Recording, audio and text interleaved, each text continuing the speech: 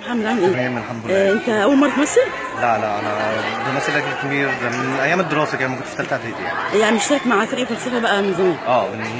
من 2010. محمد قول لي دورك ايه طيب؟ انا دوري دور الممثل او الراوي، يعني اللي هو المخرج المنفذ اللي هو بيقوم بتجهيز الافراد لتوزيع الادوار عليهم وتجهيزهم للعمل العرض، يشوفوا مشاكل الناس. نبدا يعني الحكايه كانت الحنكه في كده يعني. طب انت خريج ايه وتدرس ايه كده؟ انا معايا حاسبات ونظم اداريه، انا خلصت عليه. خدت كورسات مثلا تمثيل في سيناريو؟ يعني خدت كورسات مع الفنان شريف خلف واستاذ اكرم فريد، بس حاليا يعني. طب قول لي رساله بيوصلها العرض دوت للناس. العرض الفكره كلها احنا كل المشاكل او كل القضايا اللي ناقشناها في العرض موجوده في مجتمعنا.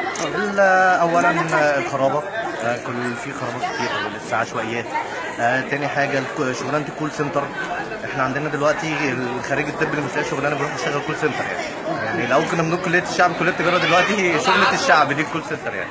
ونبدا نتناول احداث تدريجيا لحد ما نوصل خالص اللي هو ما ينفعش نتكلم في اي حاجه، لازم نقول الحمد لله على اللي احنا فيه. فعلا الحمد لله يعني. صدق مشاعرك والجمهور اللي بيحييكوا يعني ردود افعالهم.